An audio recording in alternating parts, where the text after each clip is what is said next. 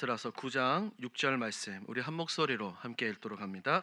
말하기를 나의 하나님이여 내가 부끄럽고 낯이 뜨거워서 감히 나의 하나님을 향하여 얼굴을 들지 못하오니 이는 우리 죄악이 많아 정수리에 넘치고 우리 허물이 커서 하늘에 미침이니이다. 아멘. 할렐루야. 오늘 이 예배 자리에 나오신 여러분들을 환영하고 축복합니다. 우리 앞뒤 좌우 인사하겠습니다. 하나님의 말씀 앞에 엎드립시다.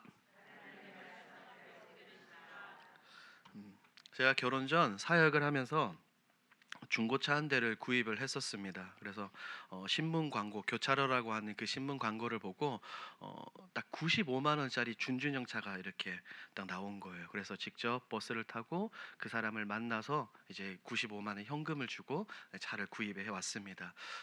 제가 보기에는 겉보기에는 굉장히 멀쩡했어요. 엔진 소리도 괜찮았습니다. 그래서 그 차를 타고 아이들 신방을 하고 이렇게 했습니다. 그런데 얼마 지나지 않아 엔진이 고장 났어요. 그래서 정비소에 입고를 했더니 알아보니 그 차가 이제 완전히 두동강 난 차였고, 그 차가 반을 이렇게 반반 용접해 내놓았던 그런 차였습니다. 결국에 그 차를 어떻게 했겠습니까? 결국에 폐차를 했죠. 제 돈을 주고서 그 차를 폐차를 했습니다. 겉보기에는 아무런 문제가 없어 보였지만 속은 어땠어요?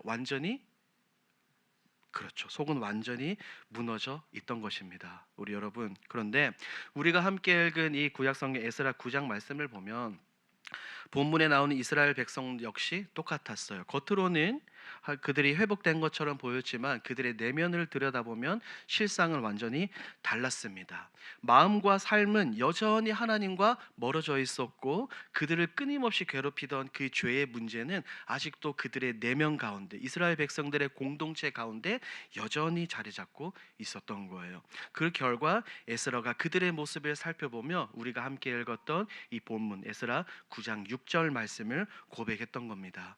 방금 저와 함께 이 9장 6절 말씀을 읽었는데, 여러분, 이 말씀을 읽으면서 에스라의 어떤 마음이 느껴지셨습니까? 에스라의 이 뜨거운 마음, 그리고 자신의 사랑하는 백성들을 생각하며 너무나 안타까워하는 그 마음이 그대로 녹아져 있어요. 이 6절에 나오는 이 에스라의 고백은 에스라가 먼저 하나님으로부터 놀라운 은혜를 받고 경험한 사람으로서 자신의 사랑하는 이 공동체 백성들이 죄에 빠졌다는 그 사실이 너무나도 마음이 아파서 하나님 앞에 엎드려 울부짖으며 기도했던 내용입니다. 이 기도는 동시에 하나님의 은혜를 경험하고 알고 잊지 않은 사람만이 할 수 있는 귀한 고백입니다. 그런데 백성들의 그 죄는 너무나도 부끄러웠어요. 끊임없이 그들을 죄악으로 인도한 그 죄, 그 부끄러움 가운데서도 에스라는 하나님 앞에 나아갑니다. 어떻게 나아갑니까? 하나님 앞에 무릎을 꿇고 자신의 죄와 우리 공동체의 죄를 고백하면서 나아갑니다. 왜 그렇죠? 에스라는 알고 있었어요. 무엇을 알고 있었습니까? 내가 먼저 하나님의 말씀을 붙들고 하나님께 엎드려 기도하기 시작하면 사랑의 하나님은 언제나 어느 때나 우리를 반드시 회복시켜 주신다는 그 사실을 알고 있었기 때문에 이 에스라는 그 뜨거운 부끄러움 가운데서도 하나님 앞에 나아갈 수 있었습니다. 우리 사랑하는 여러분, 우리 여름 사역들이 지금 성경학교와 수련회, 아기학교는 진행이 되고 있죠. 이 너무나도 귀한 여름 사역들이 우리 앞에 다가오고 있습니다. 그런데 우리 앞에 산적해 있는 이 모든 사역들, 리모델링뿐 아니라 이 모든 일들을 우리가 준비하기에 앞서 우리는 스스로에게, 그리고 우리 교회 공동체 모든 성도들에게 이런 질문을 해야 됩니다. 은혜를 먼저 아는 자로서 우리는 어떻게 다시 서야 하는가라는 질문이에요. 이 질문은 단지 다음 세대를 담당하고 있는 교육자들과 교사들에게만 하는 게 해당되는 것이 아닙니다. 우리가 함께 감당하는 모든 예배와 모든 섬김과 모든 헌신의 자리, 찬양대, 식당, 주차, 기타 등등등 모든 섬김의 자리에서 이 질문을 드려야 한다는 거죠. 이제 우리는 이 질문을 나의 마음에 품고 내 마음속에 깊이 품고 에스라의 이 기도를 살펴보면서 이 첫 번째 답을 찾아가고자 합니다. 과연 에스라는 어떤 마음으로 그리고 어떤 눈물을 흘리면서 백성들의 죄를 고백하면서 하나님께 나아갔을까요? 한 두 가지로 한번 살펴보도록 하겠습니다. 첫 번째입니다. 지금 에스라는 무너진 공동체 앞에서 무릎을 꿇고 하나님께 기도하고 나아가고 있습니다. 그런데 잘 살펴보면 에스라는 백성들이 죄를 지었지만 먼저 그들의 죄를 정죄하지 않았습니다. 오히려 백성들의 죄를 나의 죄 그리고 우리의 죄라고 고백하며 그들의 아픔과 문제와 상처들을 어떻게 했던 거예요? 끌어 안았던 것입니다. 자신도 함께 백성들과 함께 완전히 무너진 마음으로 하나님 앞에 무릎으로 나아갔어요. 그리고 에스라는 이 회개의 자리를 단지 감정적으로 하나님께 고백하고 토하는 그 기도의 자리에서 멈추지 않았습니다. 에스라의 소원은 다른 것이 아니었어요. 무너진 공동체 이스라엘 백성들이 다시 한 번 더 하나님의 은혜와 사랑과 말씀으로 회복되어지고 특별한 구별된 하나님의 백성으로 완전히 준비되기를 원했던 것입니다. 이런 이 회개의 자리, 기도의 자리에서 깨닫게 되는 것이 있어요. 우리에게도 2025년도를 살아가는 우리도 깨달을 수 있는 것이 있습니다. 그게 바로 과연 진짜 사역의 본질은 무엇이냐라는 겁니다. 우리가 예배를 섬기고 여러모로 이제 교회에서 활동을 합니다. 그 모든 행하는 사역의 본질은 무엇입니까? 무엇입니까? 하나님의 일을 감당하는 자는 다른 것이 아니라 반드시 그 사람이 먼저 우리 모든 성도들이 공동체가 먼저 하나님의 말씀과 은혜 앞에 서야 되는 줄 믿습니다. 이것은 우리가 지금까지 너무나도 많이 기도로 준비하고 지금 실행되고 있는 리모델링 사역뿐 아니라 우리가 기도하고 또한 성경학교와 수련회, 아기학교 그리고 주일학교 모든 사역도 마찬가지입니다. 더불어 교회 내와 교회 바깥에 있는 모든 자리에 이 성도들이 하나님의 말씀과 은혜 앞에 먼저 바로 서야 될 줄 믿습니다. 우리는 너무 바빠요. 할 일이 너무 많습니다. 너무나 바쁘고 할 일이 너무나 많아요. 하지만 이렇게 바쁜 와중에 할 일이 많은 가운데 우리의 기도는 과연 무겁습니까? 우리의 기도는 가볍고 말씀은 흩어지고 은혜는 희미해져 있는 것은 아닌가라는 그 질문을 우리 스스로 던져보아야 되는 거예요. 우리 자신에게 던져보고 내 사랑하는 남편과 아내에게 던져보고 내가 사랑하는 우리 교회 공동체에게도 던져보아야 합니다. 그래서 에스라는 이 6절에서 고백했던 거예요. 나의 하나님이여, 내가 부끄럽고 낯이 뜨거워서 감히 주를 향하여 얼굴을 듣지 못하겠습니다 라고 말입니다. 에스라는 이 사실을 알고 있었죠. 사랑하는 여러분, 이 6절에 나오는 이 에스라의 고백은 단순히 죄를 지었기 때문에 죄책감의 고백이 아닙니다. 죄책감의 표현이 아니라는 거예요. 이것은 에스라가 지금 이 기도, 이 고백을 하는 것은 앞서 말씀드린 것처럼 하나님의 사랑과 하나님의 은혜가 무엇이고 어떤 것인지 아는 사람만이 할 수 있는 믿음의 기도이자 진실한 고백이라는 겁니다. 왜냐하면 우리가 먼저 낮아지면 하나님이 우리 공동체를 새롭게 하시고 그 공동체 가운데 물 붓듯이 하나님의 사랑과 은혜와 성령의 놀라운 역사를 우리 가운데 부어주실 줄 믿습니다. 그래서 에스라는 8절에서 이렇게 말하는 거예요. 우리 하나님이 은혜를 베푸사 우리로 피하게 하시며 이 거룩한 곳을 주셨사오니. 자, 8절에서 에스라는 말하죠. 우리에게 이 거룩한 곳을 주셨습니다라고 말하는데 여기서 말하는 이 거룩한 곳은 단지 물리적인 공간만을 뜻하는 것이 아닙니다. 거룩한 곳은 다름이 아니라 하나님을 예배하는 이 예배의 자리가 살아나고 하나님을 다시 만나는 회복의 자리이자 은혜의 자리인 줄 믿습니다. 그러므로 우리 모두가 행하는 우리 교회 내의 모든 사역이 이 거룩함을 회복되어야 될 줄 믿습니다. 여름 사역뿐 아니라 모든 섬김과 봉사, 더 나아가서는 여러분들의 가정과 여러분들이 살아가고 있는 이 현실, 삶의 직장 현실 가운데서도 하나님의 임재와 하나님의 말씀과 은혜와 사랑, 그 거룩을 중심으로 우리가 살아가야 될 줄 믿습니다. 이어서 9절에서 에스라는 이렇게 이어서 말하죠. 우리를 구원하사 성전을 세우게 하시며 울타리를 주셨나이다. 에스라는 말합니다. 하나님이 우리를 구원하셨고 우리로 하여금 성전을 세우게 하셨고 우리에게 울타리를 주셨습니다 라고 말입니다. 여러분, 여기서 말하는 울타리는, 에스라가 말하는 울타리는 단지 보호막이 아닙니다. 이 히브리 원어의 의미를 보면 가데르라는 단어인데 이것은 둘러싼 성벽을 의미합니다. 여러분들이 한글 성경으로 읽었을 때는 이미지가 완전히 다르죠. 우리가 울타리라고 생각하면 어떤 이미지를 그립니까? 양떼 목장 생각해서 나무로 이렇게 혹은 철사로 이렇게 해놓은 이렇게 경계선을 쳐놓았는데 원어의 의미는 그게 아니라는 겁니다. Great Wall, 그러니까 성벽을 세우다라는 의미예요. 무엇입니까? 우리가 살아간 이 세상 가운데서 하나님께서 우리에게 주신 영혼을 지키는 은혜의 경계이며 말씀과 기도 안에 머무는 사랑과 은혜의 울타리, 사랑과 은혜의 성벽이라는 겁니다. 사랑하는 여러분, 우리의 할 일이 많아지고 사역이 많아지고 바빠지면 바빠질수록 우리는 우리의 무엇을 점검해야 됩니까? 우리의 영적인 이 울타리를 점검해야 될 줄 믿습니다. 영적인 성벽을 점검해야 돼요. 지금 우리 교회의 기도의 울타리는 견고하게 세워져 있습니까? 그리고 내가 하나님의 이 말씀의 성벽 안에서 거하고 있습니까? 우리 교회 공동체 이 생하는 모든 사역들이 하나님의 사랑과 은혜의 이 성벽 안에서 행해지고 있는 것입니까? 라는 그 질문을 우리 스스로에게, 우리 교회 공동체에게 끊임없이 해보아야 한다는 겁니다. 만약에 말입니다, 여러분, 우리가 기도 없이, 말씀 없이, 은혜 없이 이 사역을 감당한다면 어떨까요? 우리는 어떻게 보면 하나님이 보시기에 하나님이 기뻐하시는 일을 한다고 하면서도 정작 하나님과의 사이, 하나님과의 관계는 어떻게 될까요? 더 멀어질 수밖에 없습니다. 그러나 에스라가 지금 본문에서 이야기하고 있는 것처럼 하나님은 백성들에게 다시 기회를 주시죠. 하나님은 우리에게 다시 기회를 주신 줄 믿습니다. 무너진 자리에서도, 완전히 낭만과 절망, 아픔과 슬픔과 고통, 눈물밖에 없는 그 자리에서도 하나님은 우리를 어떻게 해주시는 거예요? 다시 일으켜 세워 주시는 겁니다.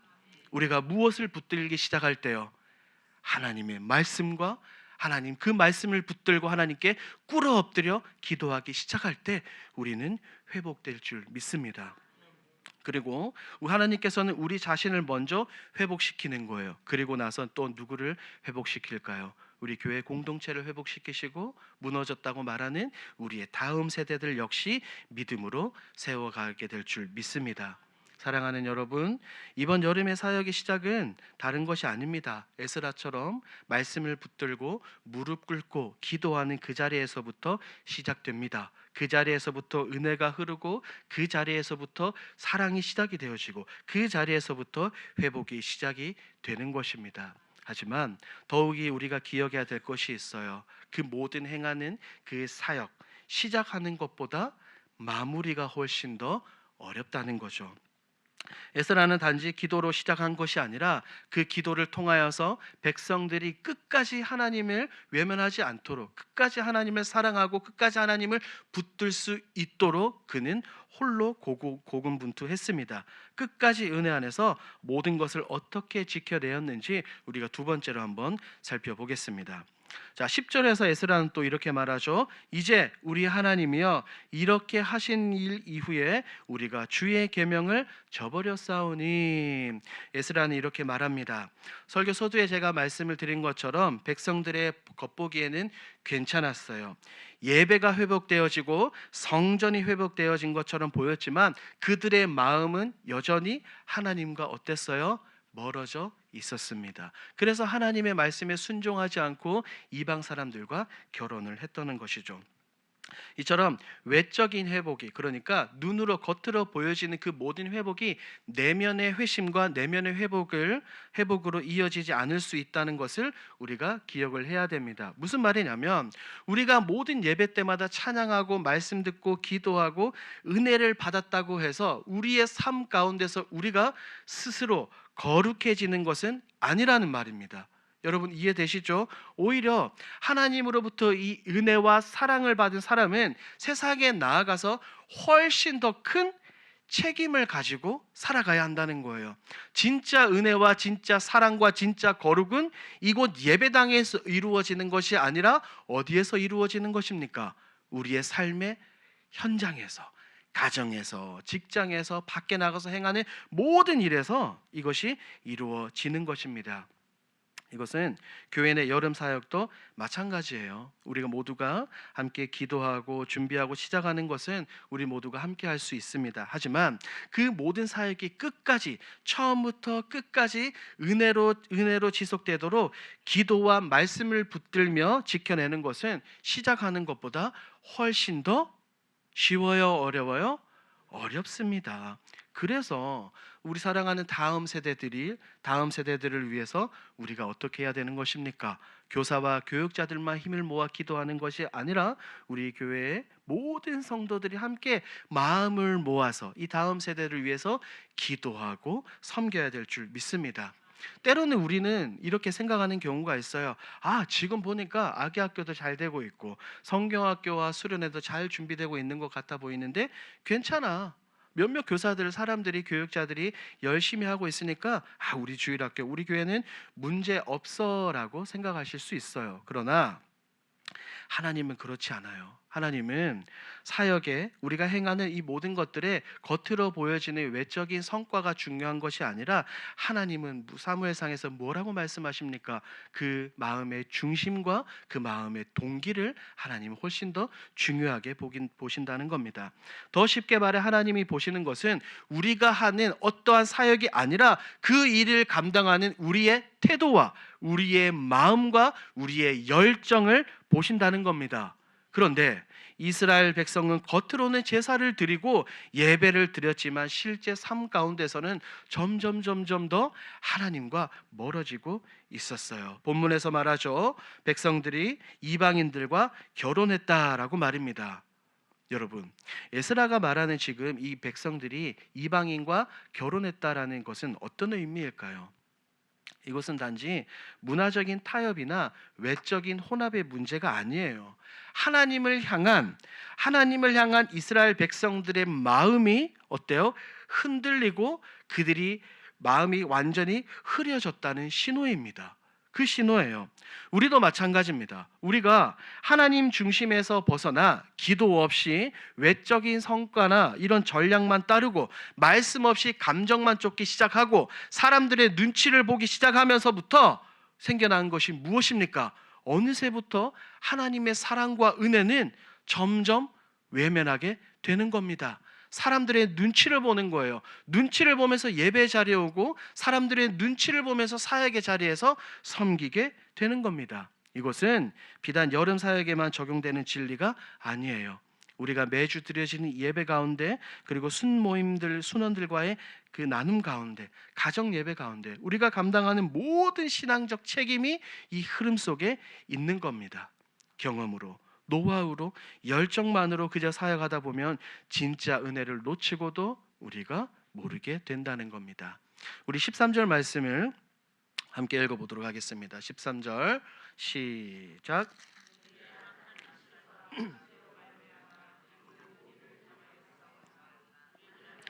우리 죄악보다 형벌을 가볍게 하시고 이만큼 백성들을 남겨주셨사오니.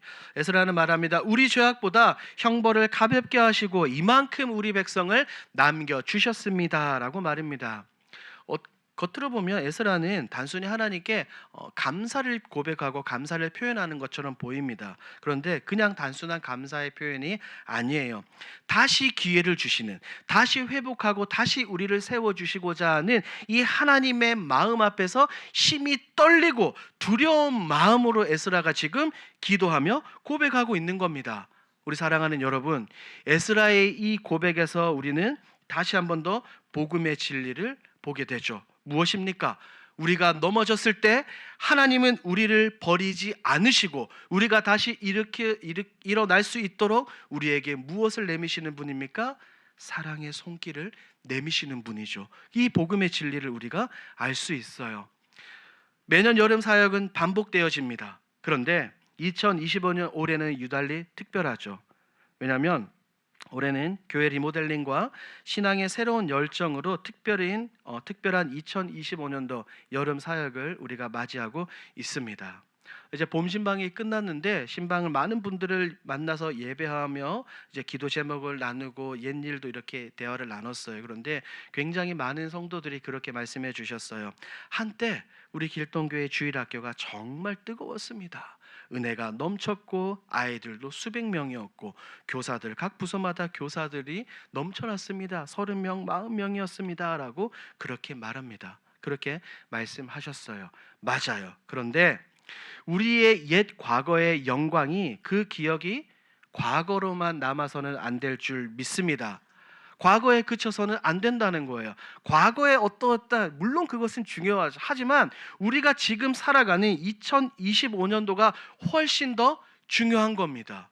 훨씬 더 중요한 줄 믿습니다. 하나님은 그러실지도 모르겠어요. 2025년 올해 우리에게 다시 은혜 안에서 다시 회복과 다시 시작하자고 우리에게 말씀하고 계시는 줄 믿습니다. 그래서 우리는 이 말씀 앞에서 이런 결단이 필요합니다. 그래, 이번 리모델링 사역과 여름 사역 가운데 내가 먼저 은혜로 준비해야지. 내가 사람들에게 보여지기보다 하나님 앞에 먼저 무릎 꿇고 내가 그 은혜를 기도로 준비해야지. 이런 모든 마음이 오늘 우리에게 필요합니다.